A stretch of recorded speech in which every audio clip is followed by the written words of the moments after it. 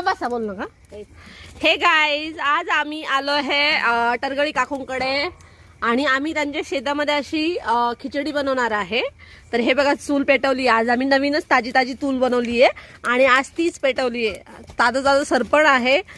मस्त आम्ही खिचडी बनवणार आहे आणि खिचडीचा आनंद आम्ही सगळेजण घेणार आहोत. त्याच्यासोबत आम्ही इथे बाजरीच्या भाकरी पण टाकणार आहोत. मस्त ठेचा, भाकरी आणि खिचडीचा आस्वाद आज आम्ही घेणार आहोत. तर चला, मी तुम्हाला पुढचं जे आहे शेत दाखवते. हाय करा, हाय करा. चिकू हाय करा, दादू हाय करा, गोलू कुठे? हाय हाय. आहे बघा शेत.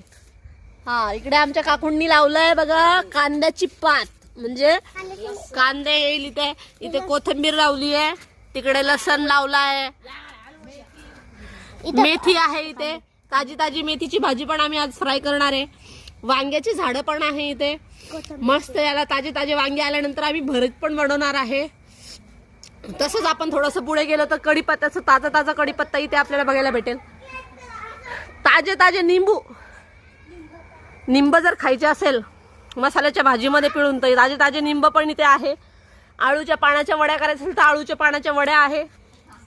ताज्या ताज्या मिरच्या, लसूण, आहा, पडी कढीपत्ता, पपई, वा, चिकू, पेरू. हे पेरूचं असं झाड आहे, याला बदा बदा पेरू लागलेले आहे आणि आम्ही इतके पेरू खाल्ले आज. आंबट गोड, वाव, काय टेस्टी पेरू आहे चिकू. आहा. खिचडी आता शिजत आली आहे. बोल्या उकळी आली. आता आम्ही तांदूळ टाकणार आहे